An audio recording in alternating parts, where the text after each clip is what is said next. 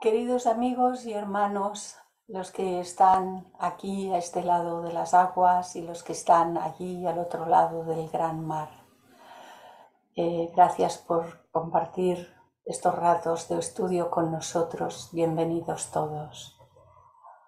Vamos a continuar con nuestro estudio sobre la conciencia hoy, día 13 de octubre.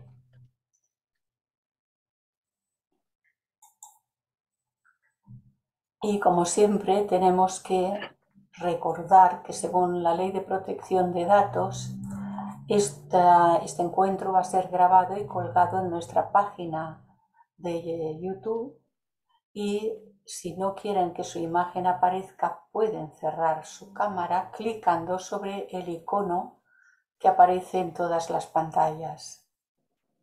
Las de los PCs, las de ese otro tipo de instrumentos también lo tienen, todo el mundo puede acceder a ello. Y también recordar que si quieren recibir todos los programas que se realizan en Zoom desde la sección española, pueden escribir un mail a actividadesvirtualesste@gmail.com. Es un mail normal el que han de escribir indicando su nombre y apellido, su país y ciudad de residencia, la dirección electrónica y un teléfono. Y entonces los incluyen en este grupo y recibirán los programas puntualmente. Estos programas en realidad en esta página son los carteles con imágenes y ahí están todos los datos, el día, el horario, quién va a hacer la conferencia o el curso o lo que fuere.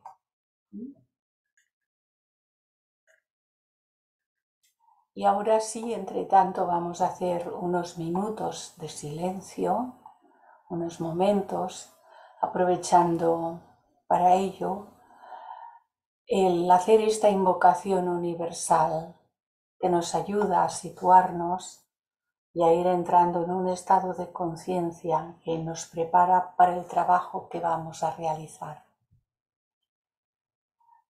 Oh vida oculta que vibras en cada átomo, oh luz oculta que brillas en cada criatura, oh amor oculto que todo lo abarcas en la unidad, que cada ser que se sienta uno contigo sepa, por lo tanto, que es uno con todos los demás.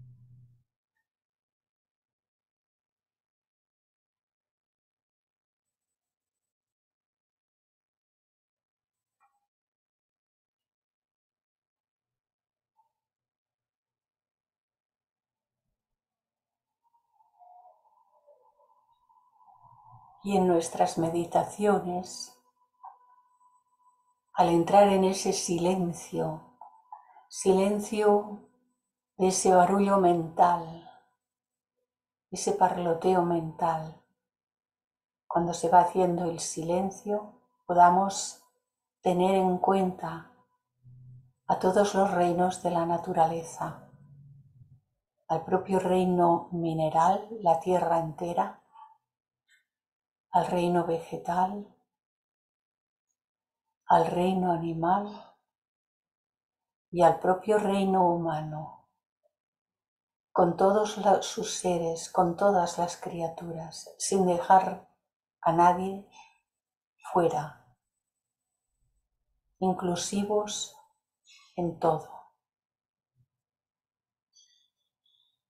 Porque cualquier ser de la naturaleza que sea, está haciendo su propio proceso evolutivo. Y todos los seres, desde el átomo más pequeño hasta el ser más evolucionado, todos somos de la naturaleza de lo divino.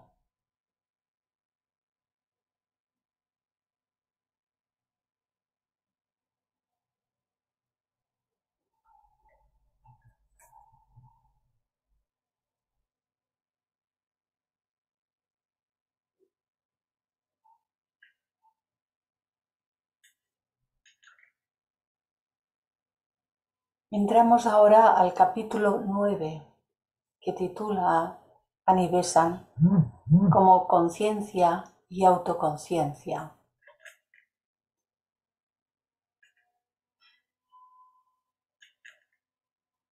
Y en los subcapítulos ella pone el primero de estos, titulándolo como la conciencia. Vamos a ver cómo ella nos desarrolla todo este asunto. Y dice ella así: durante un inmenso periodo de tiempo, a través de la más tardía evolución vegetal y animal, y a través de la evolución de la humanidad normal hasta la actualidad, la envoltura astral o de deseo, tal como hemos visto, está subordinada a la física, por lo que al funcionamiento de la conciencia se refiere. La envoltura astral o de deseo está subordinada a la física, porque como iremos viendo, esta información y en realidad recibe los impactos por medio de lo que sucede en su cuerpo físico. Ahora tenemos que investigar el desarrollo de la conciencia, de la vida divina que, por medio de los trajes o cuerpos de que se reviste en cada uno de los planos, se vuelve consciente de lo que la rodea. Esto nos lo ha ido diciendo de diversas maneras a lo largo del curso, pero que nosotros hagamos conciencia de esto que está diciendo Anivesan aquí, que nosotros lo veamos con tanta naturalidad que cuando posamos nuestros sentidos sobre cualquier ser o sobre cualquier objeto, estemos realmente en un estado de conciencia que nos permita tener en cuenta y considerar que la vida divina se está expresando por medio de esa forma o cuerpo. Es importantísimo. Y si repetimos ahora despacio también el párrafo una vez más, tenemos que investigar el desarrollo de la conciencia, de la vida divina. ¿Qué es esa conciencia? Pues conciencia y vida son la vida divina expresándose. Y que esta conciencia, por medio de los trajes o cuerpos en cada uno de los planos que se va revistiendo, se vuelve consciente de lo que la rodea, por medio y gracias a cada uno de los trajes. Y sigue diciéndonos Anivesan, mientras el sistema nervioso se dice que realmente tiene que crearse desde el plano astral, no obstante, se crea para la manifestación de la conciencia en el plano físico. El sistema nervioso se genera desde aquí hacia abajo y lo genera en el cuerpo físico para la manifestación de la conciencia en el plano físico. Y conforme se va perfeccionando cada vez más este sistema nervioso, para su eficaz actuación después, más adelante, a lo largo del proceso. Es allí, en el cuerpo físico, donde la conciencia empieza primero a ser autoconciencia. Las vibraciones del mundo exterior actúan sobre la envoltura física del yo niño, el Jivatma, o también llamado Atma Buddhi Manas. Así que las vibraciones del mundo exterior llegan, suben, ascienden y llegan hacia la envoltura física, lo llama del yo niño, porque este Atma Buddhi Manas lo está considerando ahora, en esta etapa del curso, como desde el principio de su proceso humano aquí. Entonces tiene que recibir todavía todo cuanto por medio de las experiencias que irá adquiriendo de encarnación en encarnación, le transferirán aquí y un buen día dejará de ser un Jivatma yo niño, sino que ya seremos cada vez más mayorcitos y más adultos, porque realmente el ser humano es esto, es Atma Buddhi Manas. Lo que queda por debajo son los trajes de Quita y Pon. Este cuaternario son los trajes de Quita y Pon que sirven para las experiencias, pero son perecederos en cada encarnación. Así que volvemos. Las vibraciones del mundo exterior actúan sobre la envoltura física del yo niño, el Jivatma o Atma Buddhi Manas, que en cada uno de nosotros es el rayo de la mónada que se encarna, que genera toda su primera trinidad, Atma Buddhi Manas, para así poder proseguir el proceso de la evolución de la conciencia. Y también son causa de vibraciones sensibles en ese yo, un amanecer de conciencia en su interior, una sensación que ese yo no relaciona con nada del exterior, no está preparado para relacionar lo que le llega con nada del exterior, aunque sea propiciado por los impactos de ese exterior, que le llegan desde ese exterior. La película que envuelve al yo niño, el Jivatma, arropado en capas de materia más densa, capas, materia, trajes, vestidos, todavía no vehículos, pero trajes, cuerpos, todo lo que está por debajo, ¿no? La película que envuelve al yo niño, el Jivatma, arropado en capas de materia más densa, materia que cambia en lo exterior porque los cuerpos se van adaptando a las nuevas necesidades conforme progresa en el proceso de la evolución. Y ello origina un cambio dentro de la cobertura. Cuando cambia el cuerpo o los cuerpos, cuando van cambiando, también cambia el contacto con lo interior. Origina un cambio dentro, en lo interior de los trajes, de los cuerpos, de la cobertura. Y este cambio, proviniendo de un impacto, tanto en estos cuerpos de las personalidades como en la tríada Atma Buddhi Manas, esto motiva un acto de conciencia. Proviene de un impacto externo, pero motiva un acto de conciencia, que es, en realidad, ese acto de conciencia es conciencia del cambio, de una condición que cambia. De alguna manera percibe que ha habido un cambio, aunque todavía no es capaz de decir qué es ese cambio. La palabra Jivatma, si lo buscamos en el glosario Teosófica, dice que es el espíritu divino en el hombre, el espíritu animador de vida, el espíritu individual o humano, Jivatma, que veis que aquí, debajo de los triángulos, lo tenemos en una llave englobando a los tres, Atma, Buddhi, Manas, que es el Jivatma, el espíritu individual o humano, o sea, vuelve a repetirlo, el espíritu individual, Atma Buddhi Manas, encarnado en un ser viviente.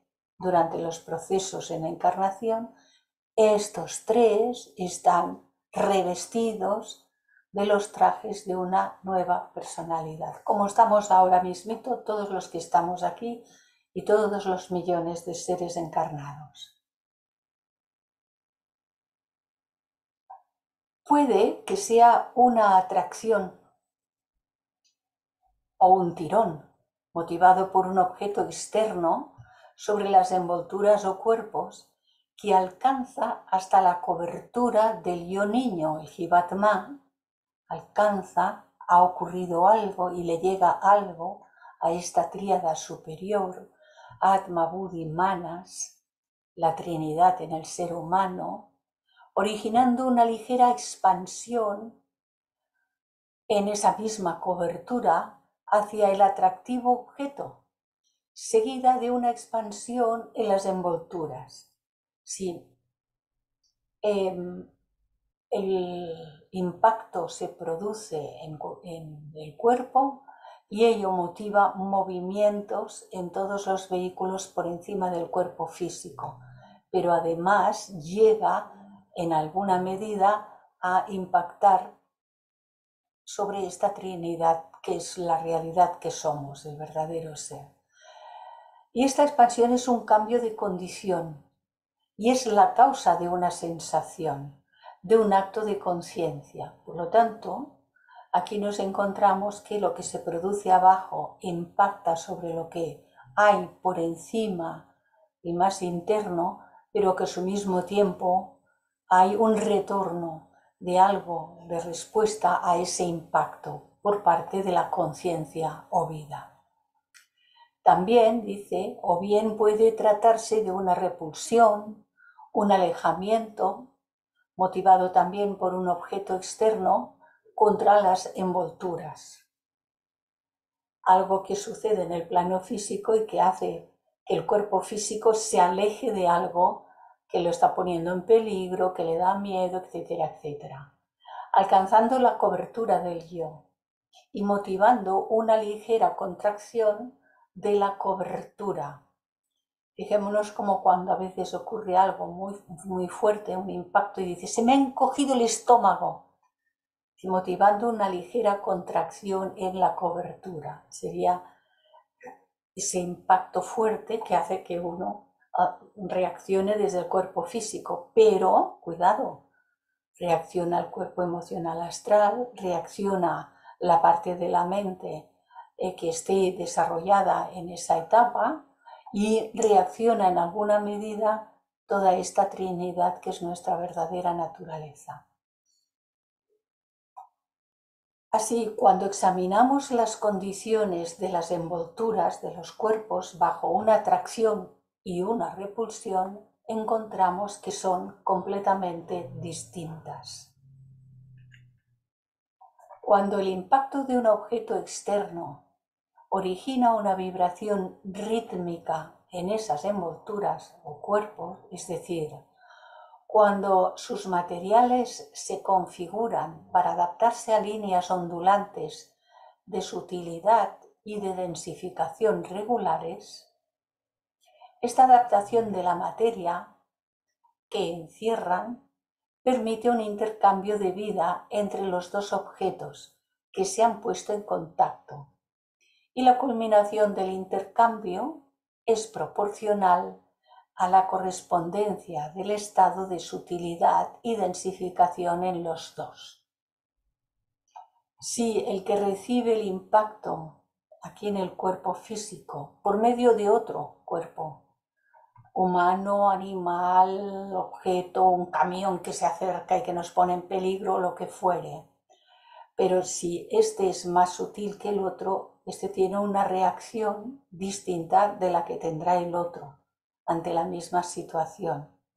Así que hay un intercambio. Este intercambio es proporcional en cada uno de los dos cuerpos que se han puesto en contacto. Es proporcional a la correspondencia del estado de sutilidad y densificación en los dos. El que es más sutil percibe más claramente qué es lo que está ocurriendo y el más denso puede o no estarse sintiendo movido, impactado por lo que está ocurriendo. Si es un animal, por supuesto que sentirá ese impacto de relación con el humano de una manera distinta que la del humano, pero sentirá ese impacto. Este intercambio, esta unión parcial de dos vidas separadas a través de las envolturas separadoras de materia, es placer. Y la relación mutua de una con otra es atracción. Es placer, por ejemplo, entre seres humanos y seres animales, entre seres humanos y algunas plantas que también reaccionan al contacto que podamos tener con ellas, pero la respuesta es distinta, el impacto es distinto y su respuesta es distinta en el ser humano que en el animal con el que entra en contacto o la planta con la que entra en contacto. Mientras que puede ser distinta o muy parecida de un humano con otro humano, dependiendo de cómo están estos cuerpos y los correspondientes vehículos por encima del físico en ambos. ¿Están muy similarmente evolucionados? ¿Son capaces de sentir lo que está sucediendo en la misma medida? ¿Son capaces de sentir el mismo tipo de emoción ante un acto de belleza? ¿Son capaces de sentir el mismo tipo de amor hacia algo que están viviendo, visualizando, compartiendo? ¿O son tan dispares en su momento evolutivo que quizás mientras uno es capaz de sentir la belleza de ese acto de amor, o la belleza de una puesta de sol, o la belleza de las nubes, y otro se las mira y dice, ah, sí, vale, con una frialdad porque no está en situación de sentir de la misma manera. Estas diferencias son reales, estas diferencias dentro de los estados de evolución de cada uno de nosotros son reales, son diferencias. Y por lo tanto los impactos que vienen desde fuera a través de los sentidos y han de llegar a impactar en los otros vehículos serán distintos en los diferentes seres. Esto nos permite ir comprendiendo por qué somos tan diferentes, siendo tan iguales, o mejor dicho, siendo todos de la naturaleza de lo divino, porque estamos respondiendo de manera distinta ante las mismas situaciones. No tenemos la misma edad interna evolutivamente hablando. Hay diferentes oleadas, como ya estuvimos viendo en otros capítulos anteriores. Hay restos todavía de esas conciencias lemurianas y aún muchos más restos de esas conciencias atlantes. Así que estamos tan mezclados que no es de extrañar que además de todo ello y por las experiencias vividas cada uno, habiendo cambiado tantas veces de continente, habiendo pasado del hemisferio norte al hemisferio sur, habiendo pasado de zonas calientes a zonas muy frías y viceversa, etcétera, etcétera, habiendo pasado de cuerpos femeninos a cuerpos masculinos y de cuerpos masculinos a cuerpos femeninos, multitud de veces en ciclos de varias existencias vividas. No nos puede extrañar que seamos tan distintos y que tengamos respuestas, por lo tanto, muy diferentes ante las mismas situaciones que se puedan dar a nuestro alrededor. Sigue Anibesan diciéndonos, este intercambio, esta unión parcial de dos vidas separadas a través de las envolturas de los cuerpos separadores de materia, este intercambio es placer y la relación mutua de una con otra es atracción. Cuando se trata de placer es atracción. Se siente la necesidad en el género humano y el deseo de volver a repetir eso que es agradable, independientemente de lo complicado en que el placer pueda convertirse. Aquí radica su esencia. Es un sentido de abundancia, de vida acrecentada, de vida expansionada, que se siente y repercute en toda la conciencia a través de esos trajes. aunque en muchas etapas el ser humano aquí afuera, en lo físico, sea incapaz de explicar qué es lo que está ocurriendo. Y sabemos que esa dificultad también existe. Así que esta vivencia de sentir placer, de sentir lo agradable, de sentir amor entre dos seres, pues produce esa sensación y el deseo de volver a experimentar esa misma sensación agradable, ya sea de amor, ya sea de fraternidad, ya sea de cualquier aspecto benéfico en este caso o positivo. Cuanto más plenamente desarrollada está la vida, con mayúscula, mayor es el placer en la realización de esta abundancia. Crece, se expande. En la expansión, en la otra vida. Y cada una de las vidas así unidas, que se contactan, ganan en abundancia, comparten y ganan en abundancia por la unión de la una con la otra.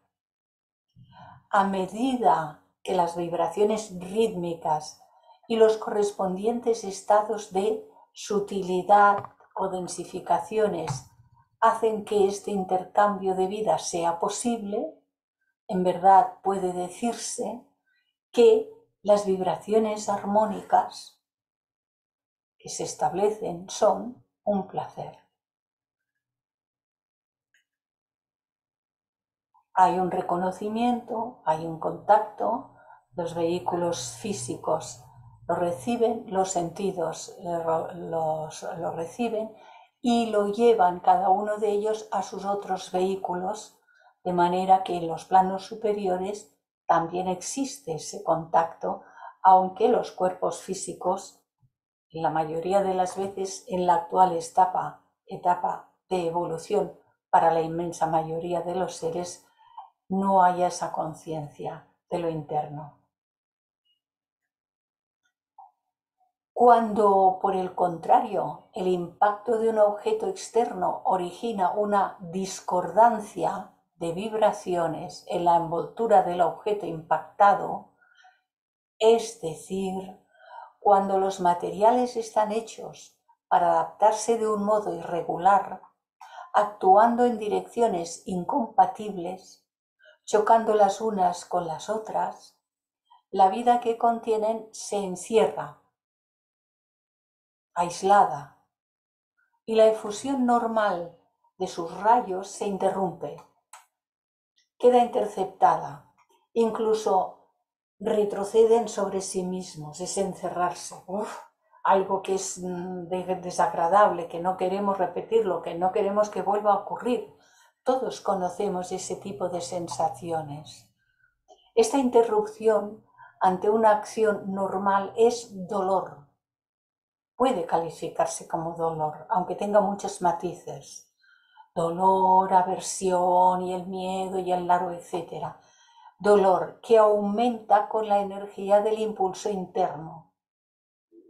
Y el resultado del impulso es repulsión. No queremos que vuelva a repetirse algo que nos ha resultado tan agresivo o doloroso o molesto, etcétera, etcétera. Y por lo tanto, entre dos seres cuyo impacto ha sido de esa naturaleza, se produce un rechazo. La imagen que puse es que uno mira hacia un lado y el otro hacia el lado contrario porque no quieren ya ni verse. Y la parte de ellos que contactaría sería agresiva.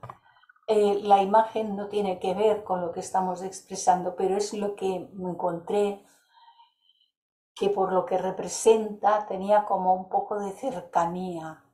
Una imagen dice que vale más que 1000 palabras. Bueno, y a veces es así, pero a veces cuesta encontrar en estos asuntos imágenes que reflejen mucho más fidedignamente lo que tratamos de explicar y compartir. Pero estoy segura de que nos ayudan.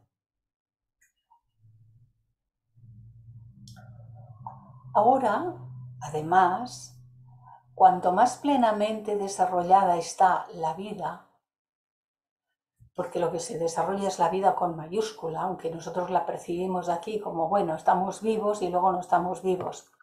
Siempre estamos vivos. Estamos vivos cuando estamos encarnados y estamos vivos cuando desencarnamos, porque la muerte no existe, solo existe la vida continuada. Lo que perecen son los trajes cuando ya son inservibles y nos hemos de desvestir, como cada noche cuando vamos al descanso y nos desvestimos de estos, y si ya no nos sirven, pues hay que desprenderse de ellos.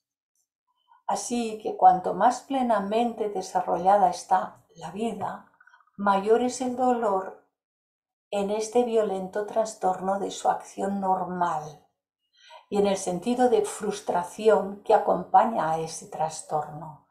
Porque cuanto más desarrollada está la vida, más desarrollada está la conciencia, que no es otra cosa que vida. Vida o conciencia, conciencia o vida es lo mismo. Hay tantas palabras para designar una misma cosa que a veces nos lían. En los libros aparecen así y a veces cuesta clarificar de qué está hablando en cada punto.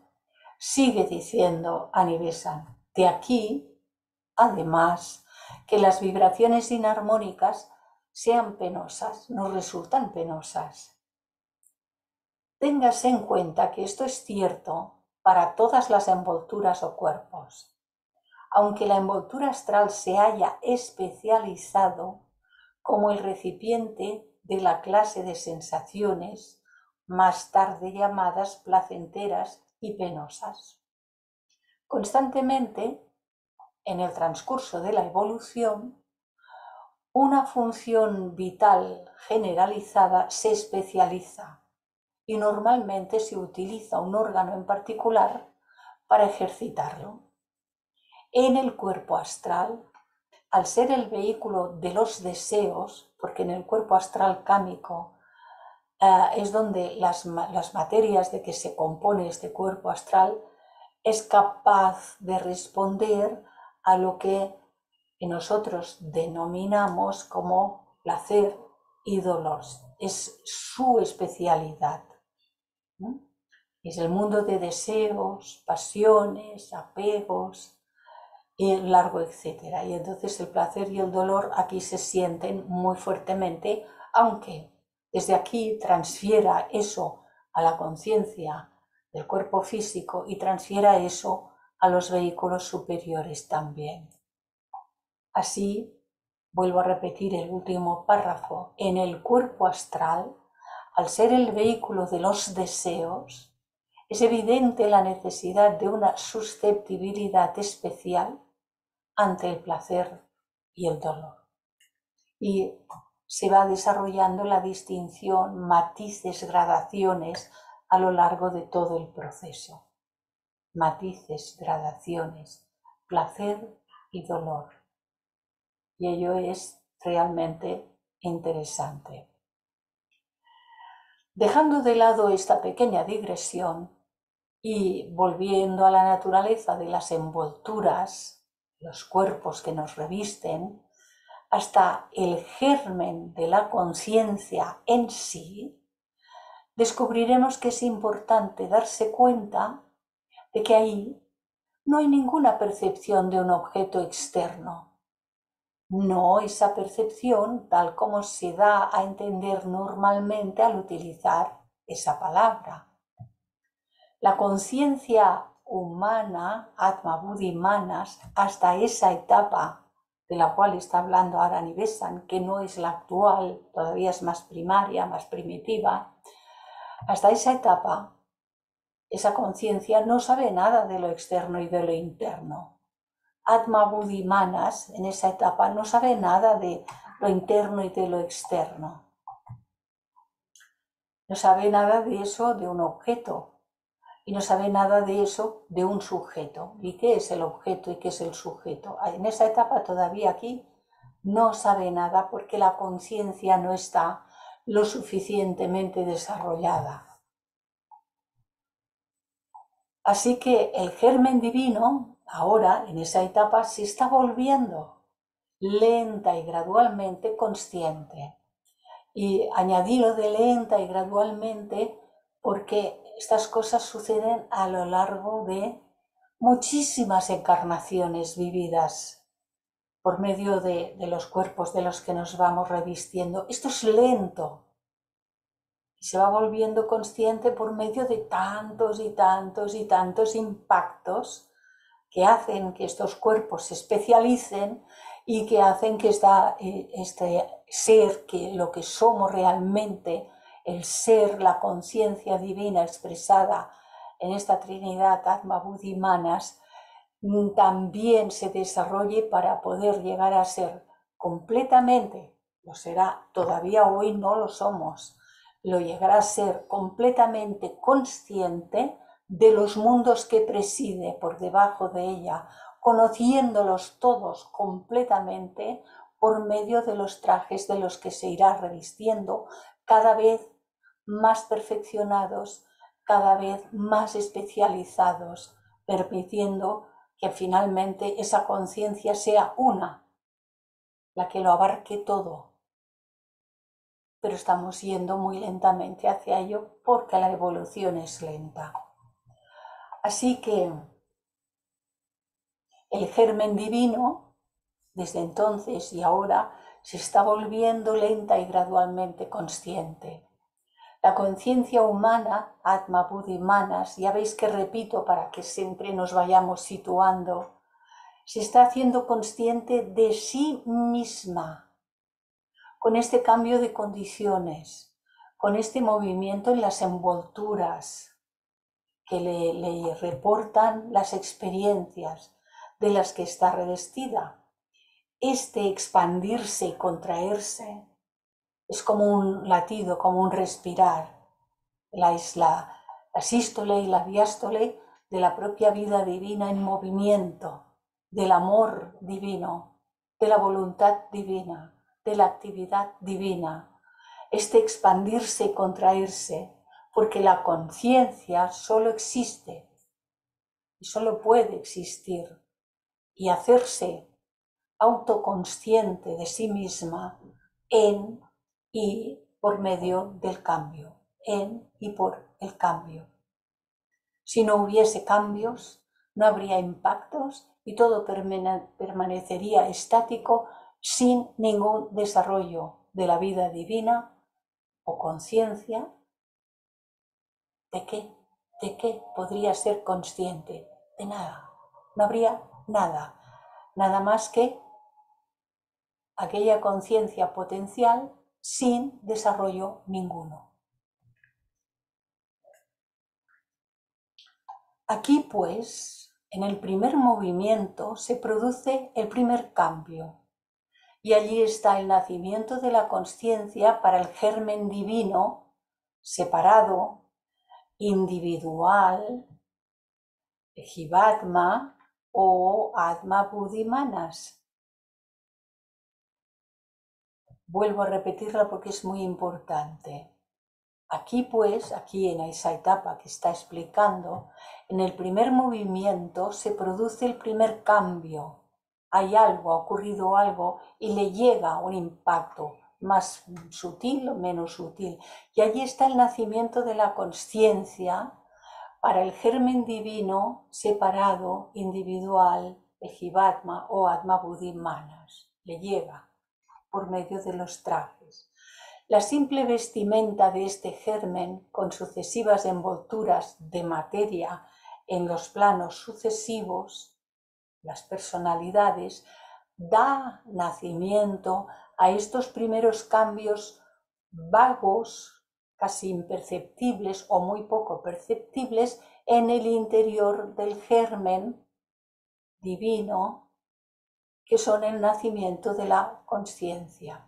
Y nadie de entre nosotros puede contar las edades que transcurren respecto a cuándo estos cambios se van definiendo. Es imperceptible. Y cuando las envolturas se muestran más claramente moldeadas por los incesantes impactos de lo externo y por las no menos incesantes y vibrantes respuestas de lo interno, porque los impactos pueden provenir de lo externo, pero andando las encarnaciones y desarrollándose de más en más la relación entre la Trinidad superior y los vehículos de los que se reviste, los impactos entonces son de arriba abajo y de abajo arriba, de arriba abajo y de abajo arriba, de arriba abajo y de abajo arriba, cada vez más amplios, cada vez más claros, cada vez una conciencia que es más expandida y más abarcante de todo cuanto la rodea afuera y con la que contacta desde dentro en los planos y mundos superiores en los que habita. La condición de la conciencia en esta etapa que está describiendo solo puede describirse como la de una sensación en esa etapa, sensación que poco a poco se va haciendo cada vez más perceptible y va asumiendo dos fases, placer y dolor. Placer con la expansión, apertura, dolor con la contracción, cierre. Y tengamos presente que esta condición primitiva de la conciencia no pone de manifiesto los tres tan conocidos aspectos de voluntad, sabiduría y actividad. En esta condición tan primitiva todavía, no pone de manifiesto estos tres aspectos, ni siquiera en la etapa más rudimentaria. La sensación las precede a las tres. La sensación, que es la que se percibe dentro de los cuerpos físico y astral primero, las precede a las tres. Está mucho antes de poderse expresar por medio de los tres superiores, voluntad, sabiduría y actividad, que contiene el amor, por cierto. Así que esa sensación las precede a las tres y pertenece a la conciencia en conjunto, aunque en posteriores etapas de evolución se muestre tanto en relación con el aspecto deseo-voluntad, como casi para llegar a identificarse con él, en plural, como sensaciones, evidentemente, pertenecen a ese aspecto, el de la voluntad, que es el primero que surge como diferenciación en la conciencia. Si primero es puramente el aspecto más inferior, el deseo, la sensación, querer repetir las sensaciones, más adelante, a nosotros me parece que todavía, digo a nosotros a nivel general, no de nadie en particular, pero en la actual etapa me refiero, esta humanidad que estamos aquí encarnados, en la mayoría predomina más el deseo que la voluntad. No estamos tan desarrollados como para que nuestras acciones estén determinadas por la voluntad superior, lo cual significaría que nuestras acciones están iluminadas desde lo alto, desde Atma Buddhimanas, y que están, por lo tanto, iluminadas por la comprensión, la inteligencia, el discernimiento y la intuición, que son cualidades búdicas. Si observamos esto, decidme, pues, si hay mucho de esto actuando hoy en el mundo. A medida que las condiciones de placer y dolor se van estableciendo con más claridad en la conciencia, dan origen a la lenta manifestación desde las gradaciones de los tres aspectos, voluntad, sabiduría y actividad. Así que dan origen con el tiempo, con las encarnaciones, a la lenta manifestación de las gradaciones cada vez más amplias de los tres aspectos de la voluntad, la sabiduría y la actividad. Con lo que he dicho hace un momento no significa que no haya seres, pero si estamos cerca de 8.000 millones de seres encarnados, véase cómo está el mundo y se podrá ver entonces con claridad que no hay una mayoría, ni siquiera, mucho menos que todo ello, de actividad llevada a cabo por la humanidad a través de su voluntad, sabiduría y actividad, tal como decíamos, los aspectos superiores. Y a nivel San sigue diciendo al respecto: al desvanecerse el placer, hay una permanencia de la atracción en la conciencia, un recuerdo, y esto se convierte en un débil tanteo tras ella, un vago seguimiento de la evanescente sensación de querer más, un movimiento para agarrarlo, hacerse con ello, para retenerlo, aunque ese movimiento es demasiado indefinido para ser llamado esfuerzo. Es más instinto que un verdadero esfuerzo. Incluso a veces uno es capaz de renunciar a algo placentero si esto le requiere demasiado esfuerzo. Si viene de muy facilito y de regalo, vale. Pero si hay que hacer mucho esfuerzo, mira, es que da tanta pereza, porque estamos todavía muy metidos en ese estado. Y similarmente ocurre con la extinción del dolor, en que hay una permanencia de repulsión en la conciencia. No queremos volver a tener dolor. Además de un recuerdo que está en la memoria, y esto se transforma en un movimiento para alejarlo, un movimiento igualmente vago para alejarlo, para alejarnos de aquello que produce dolor.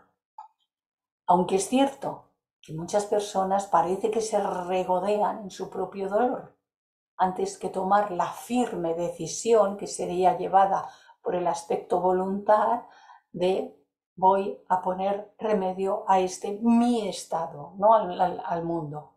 Siempre queremos estar bien haciendo que el mundo cambie, pero está claro que esto no va a ocurrir nunca. Uno va a estar bien cuando cambie uno mismo en sí mismo. Hemos oído esto en Krishnamurti, en toda la literatura teosófica.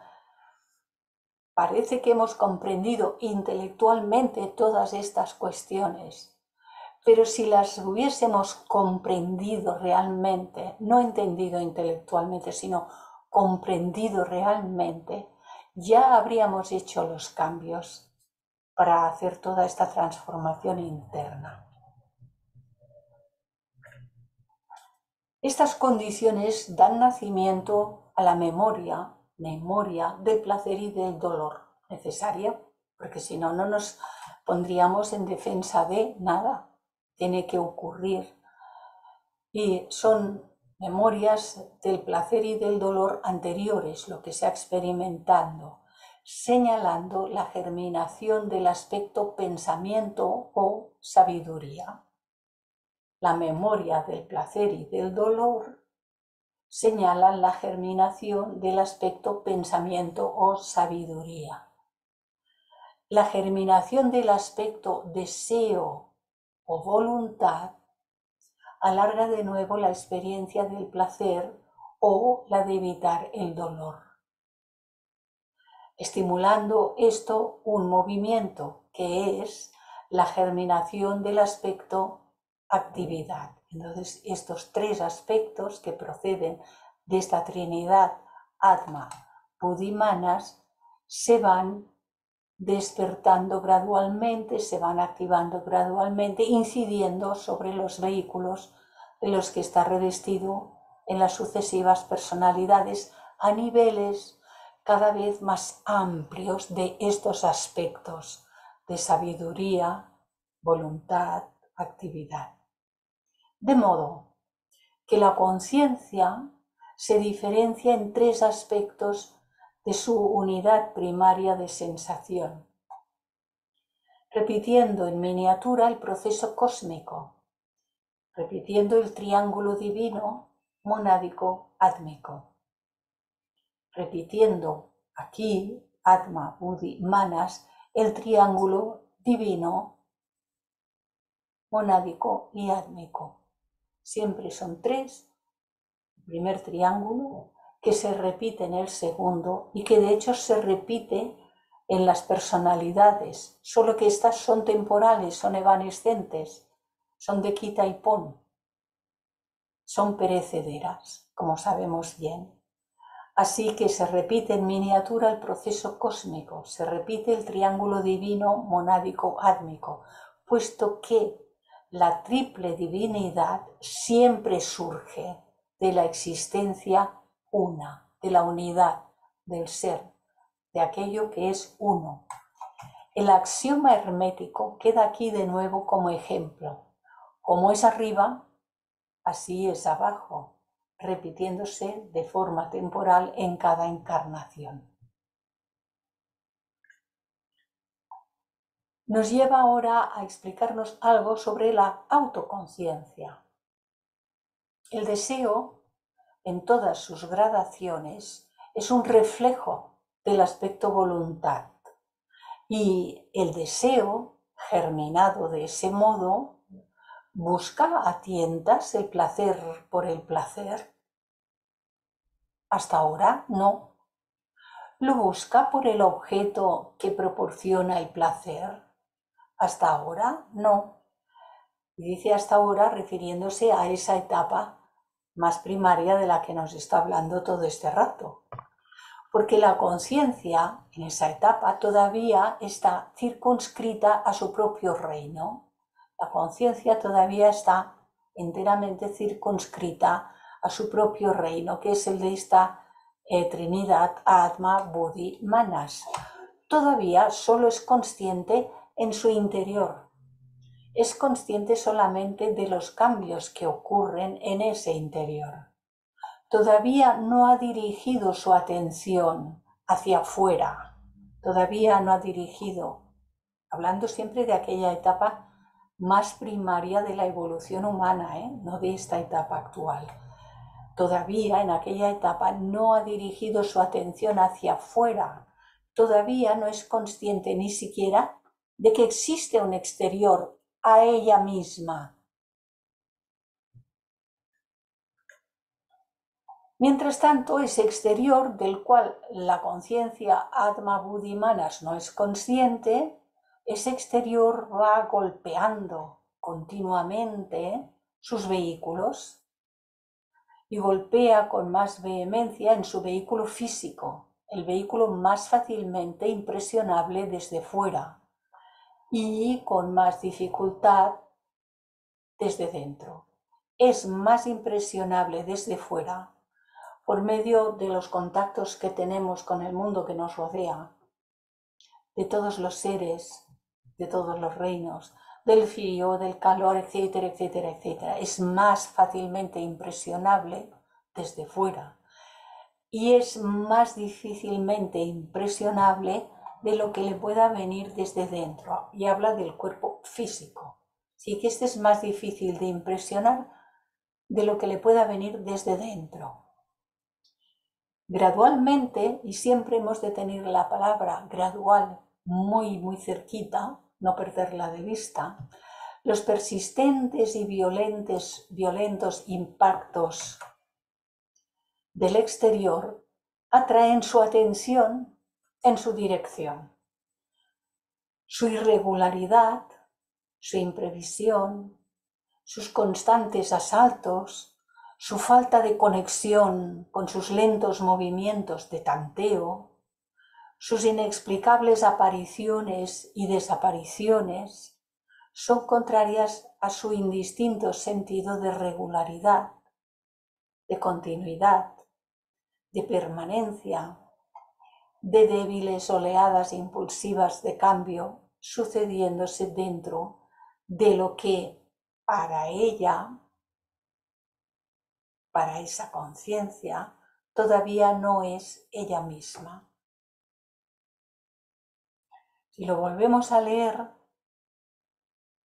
gradualmente los persistentes y violentos impactos del exterior, que se reciben desde el exterior, atraen su, con mayúscula, atención, atraen lentamente, gradualmente, de encarnación en encarnación, cada vez un poco más, atraen su atención en su dirección.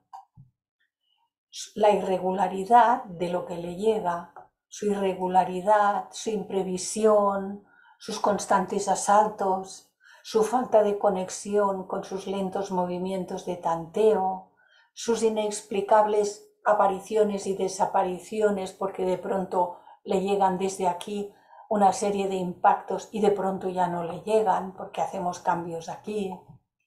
Todo ello es contrario a su indistinto aquí, indistinto sentido de regularidad, continuidad de la conciencia, de permanencia. Hay una estabilidad. Esto muere y esto cambia y esto desaparece, pero esto no muere. Permanencia de débiles oleadas impulsivas de cambio sucediéndose dentro de lo que para ella, en esa etapa, todavía no es ella misma. Pero esos impactos se mueven, suceden, y la conciencia se va expandiendo por medio de lo que lo llega de abajo y por medio de lo que desde dentro de ella misma. Hay una conciencia de diferencia. Y esto llega a ser un sentido de algo que permanece en un alterado alboroto, un sentido de lo interno y lo externo, o bien, para decirlo más adecuadamente, de un exterior y un interior. Esto es todo muy graduado, vuelvo a repetirlo, puesto que existe el martilleo exterior que motiva la diferencia de fuera y dentro para que surja la conciencia. ¿Qué es lo que viene de fuera y qué es lo que proviene de dentro? Lo exterior llega primero, porque son las etapas en que todo esto, de lo cual aquí todavía no había conciencia ninguna, le va llegando y va despertando y va poniendo en relación lo superior con lo inferior. Lo exterior llega primero, si bien únicamente al principio, por una fracción de tiempo muy breve, porque solo su aceptación con el tiempo hace posible e inevitable la aceptación de lo interior por ella misma. Luego hemos visto hace ya muchas sesiones del curso que esto viene a relacionar el sentido de la conciencia de yo, el yo real, lo que yo realmente soy, el ser, con todo lo demás que no es yo. Es complejo, pero ahora nos damos cuenta de que realmente existe algo que está diciendo qué es lo que está ocurriendo. Esto no me está ocurriendo a mí, esto no soy yo, pero me llega y me afecta. Y entonces tiene que irse desarrollando muy lenta y muy gradualmente porque es de la única forma en que se está haciendo. En tanto que no existe nada más, no podemos hablar de lo interior. Esto es todo. Cuando solamente la conciencia está habituada a estos impactos, hay algo interior. Incluso en nuestras actuales existencias, en más de 4 ocasiones, y mucha gente lo está haciendo todavía, niegan lo interior. No existe lo interior. Y dicen, y cuando se murió el perro se acabó la rabia. No seáis tontos, no creáis, después que se muere, dicen. Todavía hay millones de seres que dicen. Cuando se muere el ser humano se acabó todo, no hay nada más. Fijémonos entonces en qué situación y estado de conciencia está la mayoría, o estamos la mayoría. Yo no me pondría con muchas ínfulas de estar mucho más allá de nadie, porque no es así. Pero cuando lo exterior presiona violentamente la conciencia surge lo interior, la pone en relación con lo de arriba, como su inevitable opuesto. Entonces hay algo que es exterior y hay algo que es interior. El ser humano empieza a distinguir en él algo. Y luego le ponemos los nombres. Bueno, pues aquí ya los encontramos puestos. En la teosofía ya encontramos hasta demasiados nombres, porque a veces hay que detenerse y decir, bueno, a ver, ¿desde dónde me está hablando? Porque aquí tanto nombre me está haciendo la cosa muy complicada. Este sentimiento de un exterior nace necesariamente en los puntos de contacto entre la conciencia de continuidad y el cambio alborotador.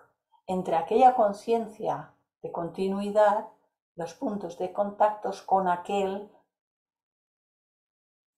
cambio alborotador que se está produciendo por medio de los vehículos de la personalidad.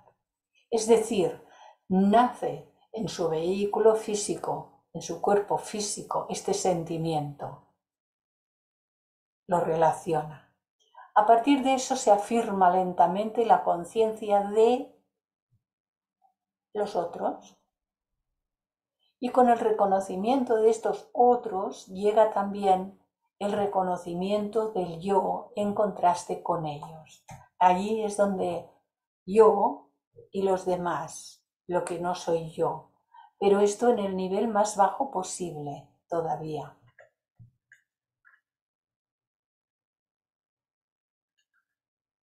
La conciencia se hace consciente de las cosas externas en lugar de ser consciente únicamente de los cambios.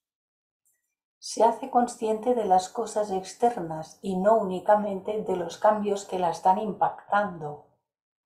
Entonces reconoce que estos cambios tienen que ver con algo que sucede y que está reaccionando a ello, como agrado, desagrado, etcétera, etcétera, etcétera, todo lo demás. Y entonces llega a reconocer que los cambios están en sí misma y que las cosas están fuera de sí misma.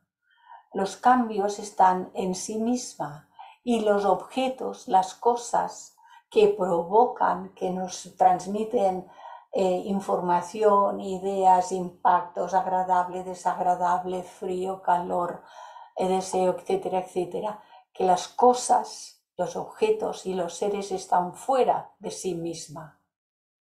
Y dice, en mí ha habido un cambio, pero la cosa que lo ha producido no soy yo. Ha nacido la autoconciencia. En mí ha habido un cambio, pero la cosa que lo ha producido no soy yo. Este proceso de percepción de los objetos es un lento y complejo proceso de muchísimas encarnaciones. Debe recordarse que los objetos contactan con el cuerpo de varias maneras y que el cuerpo recibe algunas de sus vibraciones mediante las partes especializadas para recibir esas vibraciones. El ojo, el oído, la piel, la lengua, la nariz, reciben diferentes ondas vibratorias aquí, en el cuerpo físico. Y algunas células de los órganos afectados vibran de igual manera como respuesta. Las ondas enviadas pasan a los centros sensoriales del cerebro y desde allí a los sentidos del conocimiento en la envoltura astral. Y allí los cambios en la conciencia toman el lugar que les corresponde, tal como se explicó en el capítulo 2, donde decía, conciencia y materia se afectan una a otra, porque son dos componentes de un todo. En esta relación se encuentra la esencia de la conciencia y la esencia de la materia, polarizadas, pero no separadas. Conciencia y materia se afectan, conciencia o vida, espíritu o conciencia aquí arriba, y substancia o materia desde el principio, desde antes de que todo se pusiera en marcha, se afectan la una a la otra, en todo este proceso ya lo podemos ver claramente, porque son dos componentes de un todo. En esta relación se encuentra la esencia de la conciencia, la esencia de la conciencia y la esencia de la materia, que están polarizadas como positivo o negativo, pero no separadas, nunca están separadas. Es imposible separar la conciencia o vida de la materia como vehículo. No existe tal cosa como una unidad de conciencia, la cual no consista en esta dualidad no separada. Un magneto con dos polos, siempre en relación el uno con el otro. No existe tal cosa como dos cosas separadas, sino únicamente dos aspectos situados aparte, pero inseparables entre sí, de aquello, inseparables entre sí, de aquello que sin ambas no está manifestado, que no puede manifestarse solo en la una o en la otra, y que está igualmente en ambas. Esto es de lo más elevado que hay a la hora de poder comprender la manifestación de todo el universo. Y estos cambios de color, de perfil, de sonido, de forma, de gusto, de olfato, etc., como sensaciones todavía separadas, son reexpedidos a la conciencia que actúa en la envoltura mental, y allí son mezclados por ella en una sola imagen, unificada en una sola percepción de un objeto. Este siempre tiene que poner orden en lo que está por debajo de sí mismo. Este siempre tiene que poner orden. Y dice, no, pero es que el corazón no es el cuerpo astral, el corazón es Buddhi. El amor procede de Buddhi. Y entonces podrá poner orden en todo lo que está por debajo de sí cuando actualicemos esto en su debido momento, porque será el momento evolutivo en el que habremos entrado, al que habremos llegado, el que habremos alcanzado de nuestro propio desarrollo. Esta fusión armoniosa de varias corrientes en una, esta síntesis de sensaciones, es una característica de la mente, de Manas. De aquí que en la psicología de la India a la mente se la llame a menudo el sexto sentido, los sentidos de los cuales la mente es el sexto. Está bien en el Bhagavad Gita y nos pone el libro. Cuando consideramos el mecanismo de los 5 órganos en relación con la mente, encontramos que ocurre un proceso a la inversa. La mente retrata un determinado acto en su conjunto, desde arriba, y debido a eso surge la correspondiente serie de vibraciones en la envoltura mental. Estas vibraciones se reproducen en los sentidos motores de la envoltura astral. Y desde aquí los envía al cuerpo físico. Esta fusión armoniosa de varias corrientes en una, esta síntesis de sensaciones es una característica de la mente. De aquí que en la psicología de la India la mente se la llame a menudo el sexto sentido. Ha de poner orden. Esta manta es azul y muy caliente, y lo define en una imagen. Cuando consideramos el mecanismo de los 5 órganos en relación con la mente, encontramos que ocurre un proceso a la inversa. la mente retrata un determinado acto en su conjunto y debido a eso surge la correspondiente serie de vibraciones en la envoltura mental. Estas vibraciones se reproducen en los sentidos motores de la envoltura astral. Esta manta es azul y muy caliente. Esto en cualquier situación y por medio de muchas cuestiones. Dividen esa envoltura, la analizan en sus partes constitutivas y estas van acompañadas de vibraciones en la materia de los centros motores. Estas vibraciones, a su vez, se repiten en los centros motores del cerebro como ondas separadas. Los centros motores distribuyen estas ondas a través del sistema nervioso hasta los diferentes músculos, que deben cooperar para producir la acción. Evidentemente, pues ocurre un descenso y hacen mover a todo el cuerpo.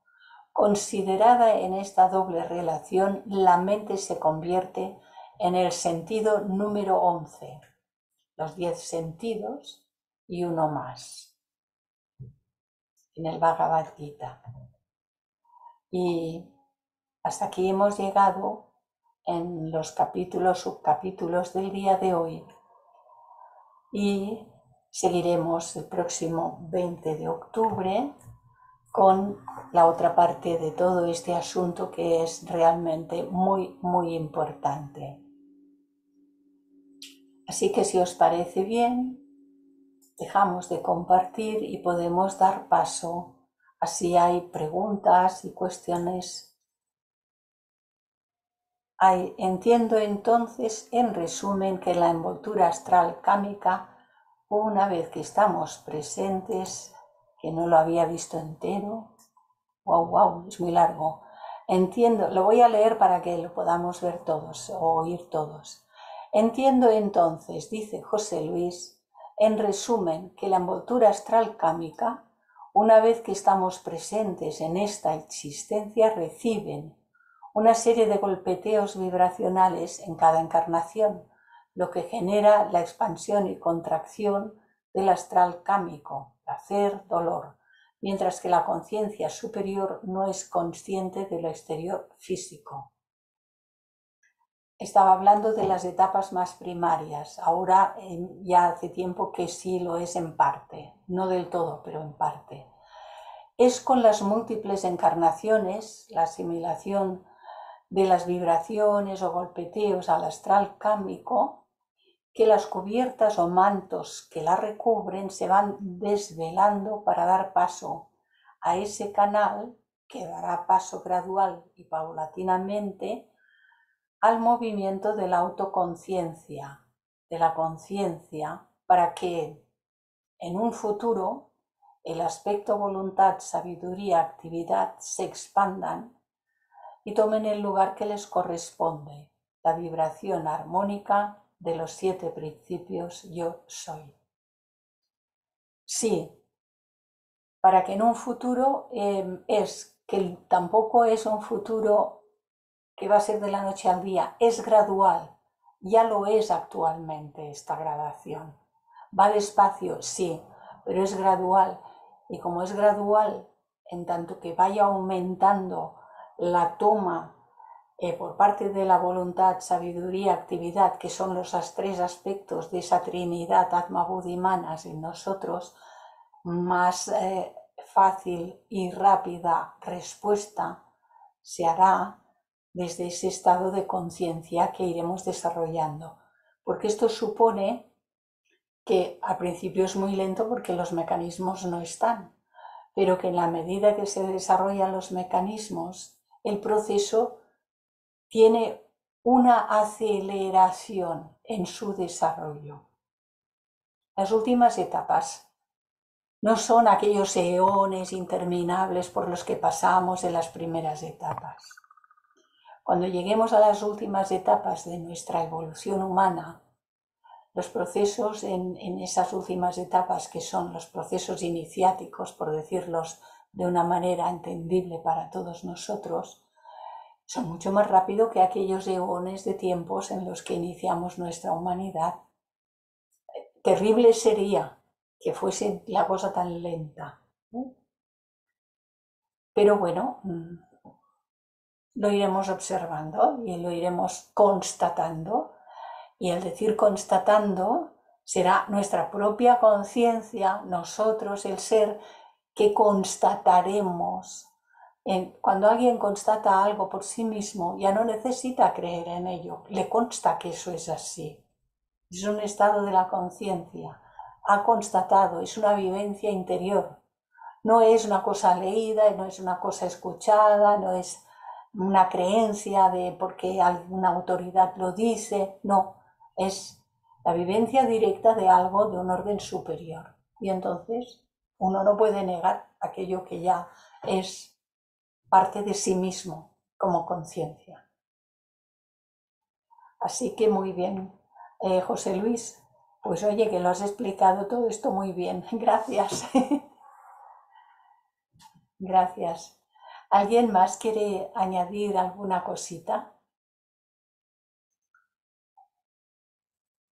Emilce, hola Sí, bonita. bien, bien. Yo en realidad me gustaría, si me podría ampliar ese de que a lo último dijo que como que la cosa no soy yo, pero cuando yo cambio, tampoco soy yo la que cambia es mi conciencia. ¿Eso es lo que quiere decir? ¿Y quién eres tú? Si no la conciencia realmente. Claro, ¿Eres claro. Emilce o Emilce es Sí, el traje no, y tú eres la el traje. conciencia? El mix es el traje. Sí, Claro. sí. Hombre, esto no lo podemos decir por la calle. No No, vayamos a no, hacer bueno, pero yo tontería porque quería se ver nos si la... asustarían. Pero cuando aquí estamos planteando estas cuestiones, ¿verdad? O cuando las planteamos con los compañeros en la rama, con las personas que hablamos, entre comillas, el mismo idioma, ¿verdad? Entonces, claro, eh, yo no soy Clarisa. Clarisa es el traje. ¿Quién soy yo? Esa pregunta que ella planteaba continuamente Ramana Maharshi, ¿no? Que uno se ha de preguntar, a ver quién soy yo, a ver si lo descubrimos, quién soy yo para cada quien. Si tú eres la conciencia divina, Emilce.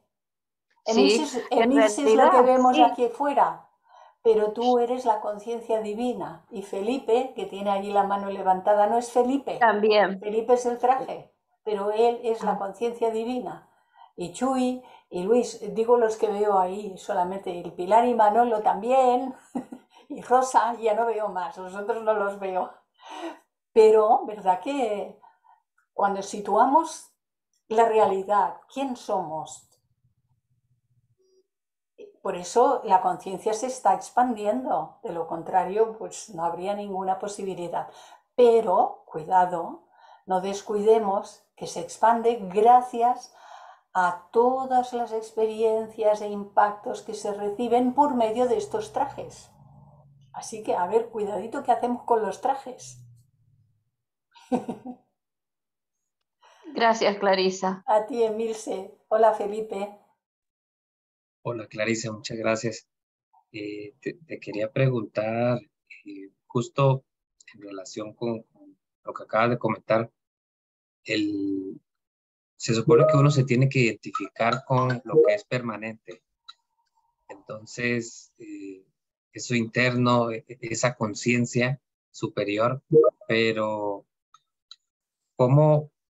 O sea, muchas veces, pues la misma ignorancia, uno entiende el mensaje, pero muy superficial, muy por encima, muy a lo intelectual. Entonces mi pregunta sería, ¿cómo uno puede poner en práctica esa identificación con lo superior cuando muchas veces uno le queda muy claro, pero esa claridad no se demuestra a través de las acciones? O sea, si hubiera una claridad, la vida cambia totalmente. Entonces esa era mi consulta. Gracias. Pues está bien, muy interesante que lo plantees, de hecho, Felipe, porque esta es una cuestión que se plantean muchas personas. Y esto que tú has planteado también es gradual. Ahora bien, hablemos de la actual existencia, esta en la que estamos ahora, ¿no? Y todos queremos dejar de sufrir. Pero casi siempre se plantea que para dejar de sufrir lo que tiene que cambiar es lo que está fuera de nosotros, porque nos está haciendo la Pascua. Aquí se dice comúnmente, dice, me estás haciendo la Pascua, oye, no me molestes más, o no me hagas más daño, me estás molestando, etcétera, muchas cosas. Pero en realidad, excepto que nos den con un garrote, plas plas, y nos hagan daño físicamente, el resto de situaciones en las que nos encontramos no afectan al cuerpo físico y en cambio las dejamos de entrar por los sentidos, principalmente la vista y el oído. Nosotros, de las cosas que suceden, hacemos un valor, ponemos un etiquetaje. Mira, si te dicen qué guapo estás, oye, ponte contento, que eso es fantástico, eso es un halago. Pero si te dicen que eres el culo de una olla, no sé por ahí, el otro lado del Atlántico, cómo lo llaman, pero como antiguamente se cocinaba en la hoguera con carbón o con leña, y las ollas eran de barro, eran de metal, pues evidentemente los culos quedaban llenos de tizne. Y aquí, en esta tierra, yo desde pequeña oía que cuando menospreciaban a alguien muy mucho, le decían, eres como el culo de una olla, de negro, de tizne, de sucio, de no valer nada. Porque lo que vale es lo que está dentro de la olla y no lo que está debajo. Es un menosprecio muy grande. Y entonces nosotros damos valor a todo este tipo de cosas y siempre estamos en los mismos roles, valorando lo que viene de fuera. Ahora, ¿cómo plantearnos nosotros hacer esos cambios? Son adentro. Nosotros hemos de aprender a que eso que viene de fuera lo dejamos fuera porque no es nuestro. Esas palabras de menosprecio o esos gestos de menosprecio y otro largo mucho, etcétera, que se podrían plantear aquí uno por uno y los podríamos ir descartando uno por uno. Cuando queráis hacemos un ejercicio de esa clase. Todas esas cuestiones que se producen fuera, no soy yo, son de otros seres, son de otras situaciones.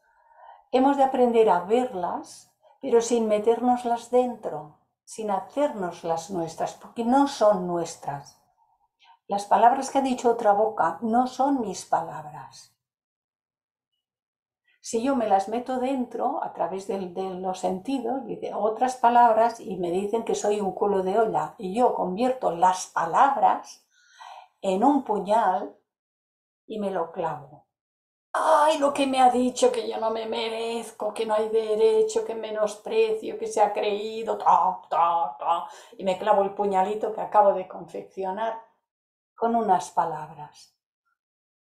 No tiene sentido cuando comprendemos esto. Esas palabras no son de mi boca. Se adjudica a Jesús. No os mancháis con lo que entra por vuestra boca, sino por lo que sale de ella. Pues si las palabras son de otra boca, ¿por qué? Respondemos siempre. Y así es continuamente a lo largo del día la actividad de observar atentamente, que no es tensamente, no hay que estar tenso, solamente hay que estar atento a lo que está sucediendo en un instante detrás de otro instante, porque el instante que ya pasó no vuelve y el que no ha llegado todavía no está aquí. Instantes, fijaros. Lo que ocurrió hace un rato ya no tiene más. Y lo que va a ocurrir dentro de un rato todavía no ha llegado. ¿Sí? Ahora en este instante yo solamente estoy aquí con vosotros, no estoy en ningún otro sitio. Sabemos que si ahora nos ponemos a decir, bueno, pero es que el mundo está mal y que está ocurriendo tal y que la guerra nos va a llegar, Pero todo esto es especulativo. Hay una realidad que está ocurriendo, pero sí, por si acaso, por si llega, qué va a hacer, qué no va a hacer, es que dicen las noticias que a lo mejor... Todo esto es especulativo y nos llenamos de especular y darle vueltas a cosas que no. La mayoría de las veces hemos sufrido pensando en cosas que luego no han salido como nosotros las habíamos pensado. ¿Y para qué sufrí tanto yo si al final esto no tiene nada que ver con lo que yo había pensado? Y os confieso, Clarisa, confiesa, que cada vez que pienso con la mente concreta me equivoco. Porque nunca es la cosa exactamente como mi mente concreta la puede pensar. A veces me acerco un poco, pero en realidad, cada vez que mi mente concreta le da vueltitas a algo, me equivoco. Entonces, cuando me doy cuenta de que mi mente está o quiere, no, aquí y ahora. La mente es un instrumento que tiene que estar a nuestro servicio. Hay que reeducarla para que esté aquí, a nuestro servicio. Ella tiene unas características en el aspecto concreto que son sus cualidades de inducción, deducción, análisis, comparación, el largo, etcétera. Y luego está la memoria. Si uno no se enferma, evidentemente no va a tener pérdida de memoria, eso sería otra cuestión. Pero hay otra cosa que es más importante, que es el olvido voluntario de lo que ya pasó. El olvido voluntario, que no hay que darle vueltitas a las cosas, que ya fueron. Es el pasado, y el pasado está muerto, y a los muertos hay que enterrarlos, que echan peste. Entonces, ¿qué podemos hacer? Preguntaba el compañero, ¿no? ¿Qué podemos hacer para cambiar toda esta cuestión de nuestra conciencia? Estar atentos a cada momento a lo que está ocurriendo en nuestro interior y por supuesto también en el exterior, pero sin ninguna tensión. Cada instante trae lo suyo. Si estamos atentos, no se nos pasará la vida por delante sin que nosotros la vivamos. Si nuestra mente está pululando en historias, pasa la vida por delante y no nos damos cuenta y no la vivimos realmente, porque no estamos presentes en ella, porque la mente se ha ido a otras historias.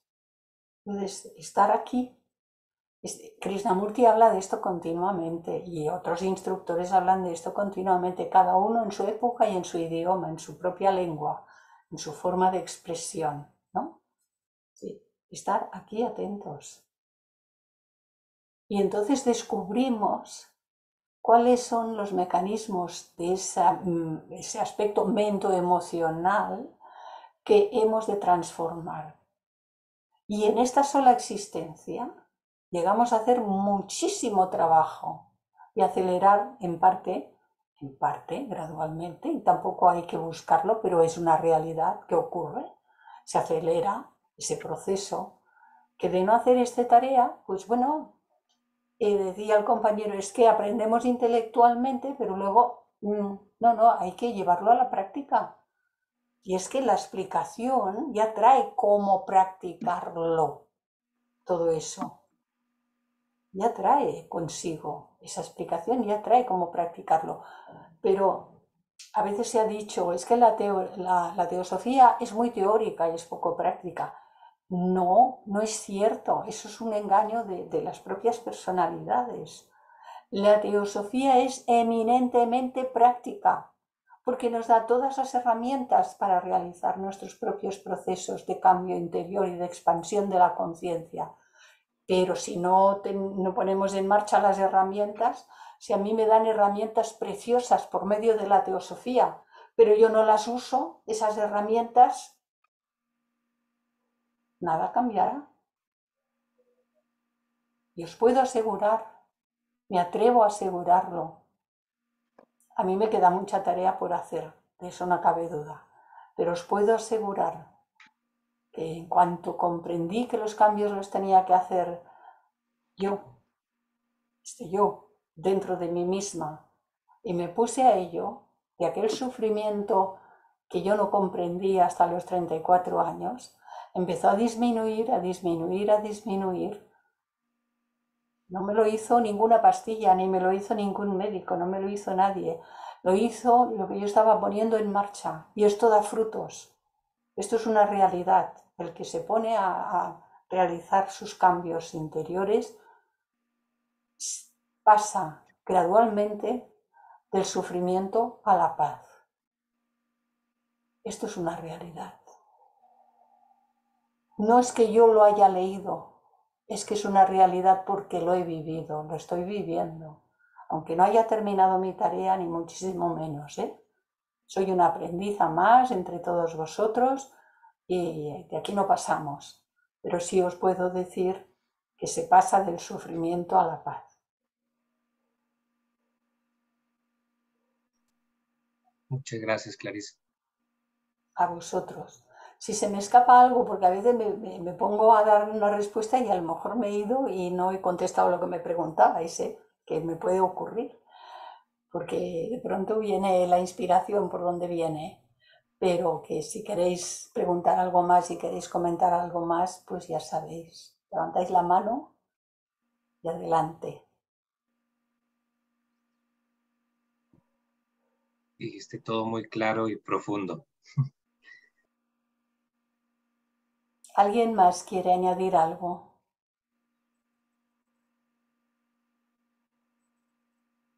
Todo el mundo se ha quedado en paz. Bueno, si todo está bien, Isabel, hola.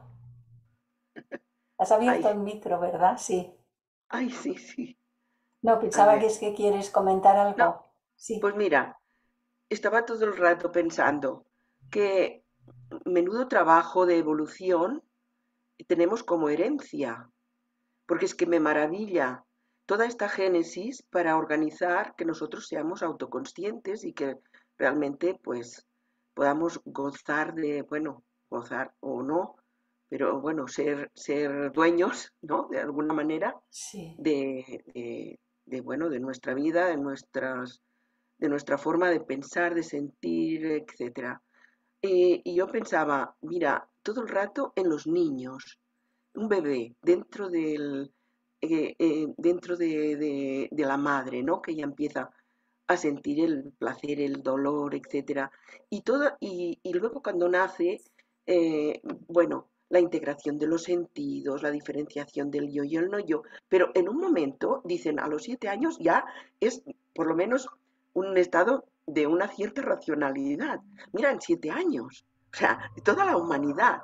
Estoy realmente maravillada de que a estas alturas de nuestra etapa evolutiva podamos podamos ser herederos de esta, bueno, que nosotros también supongo que en alguna forma hemos colaborado, ¿no? Pero Sí. es decir, es que es algo que me hace sentir realmente, como te diría yo, en paz con todo, no sé. Sí, ¿verdad que sí?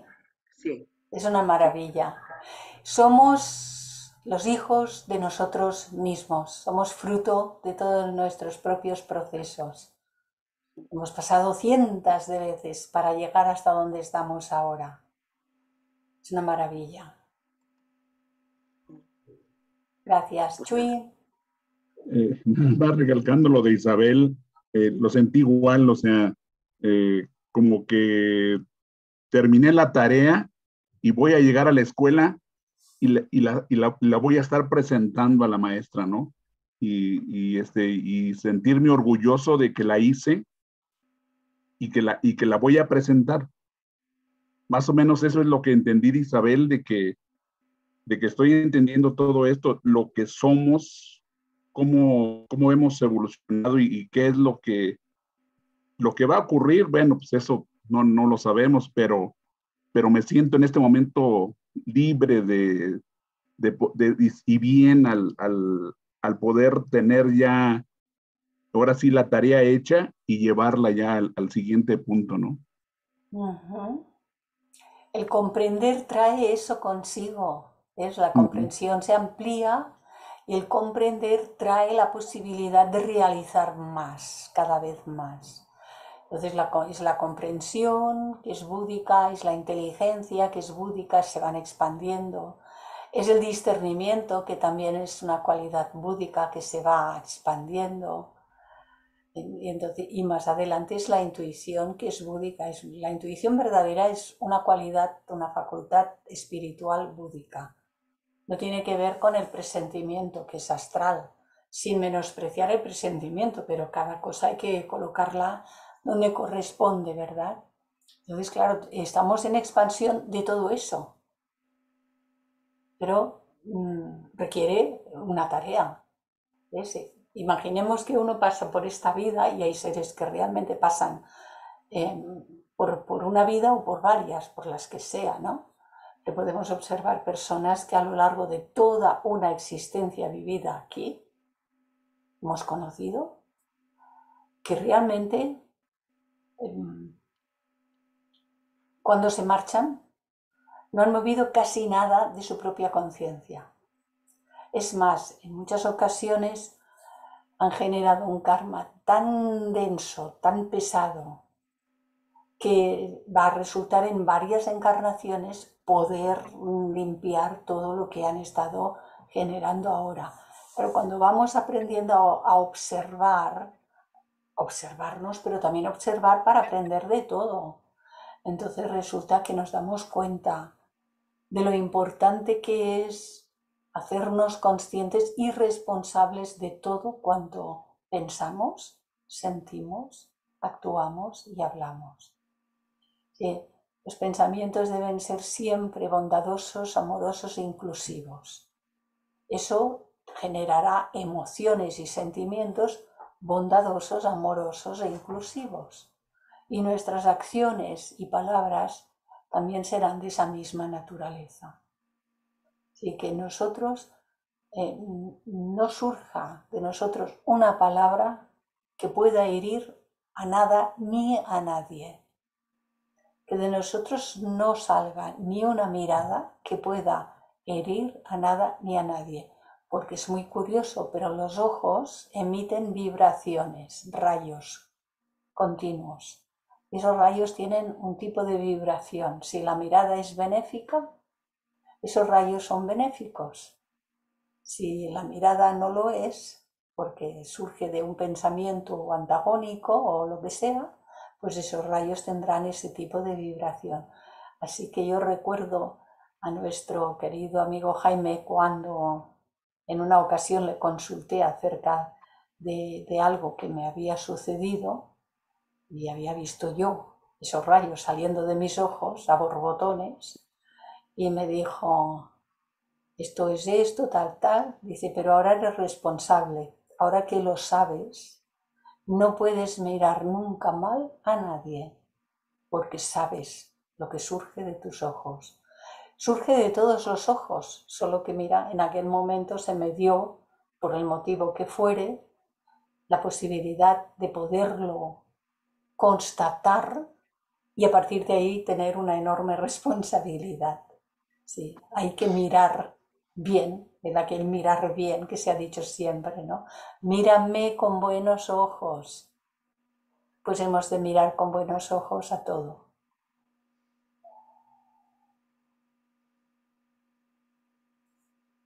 ¿Alguien quiere comentar alguna otra cosa? Si no hay más necesidad ni más manos, entonces cerraremos aquí la grabación y a ver, como que hoy estamos a 13. Vale, la semana que viene, cuando os envíe el programa, no os extrañe que solamente estará el jueves, porque Daniel, por cuestiones de agenda, no lo podía hacer. Me lo anuló ya hace tiempo cuando a él le surgió una cuestión de agenda. Entonces recibiréis el programa, pero solamente estará el jueves, día 20. Y el jueves día 20, pues continuaremos con nuestra tarea. que seguramente la encontraréis y así yo la voy encontrando cuando lo preparo. Y bueno, tremendamente entusiasmadora. Gracias a todos.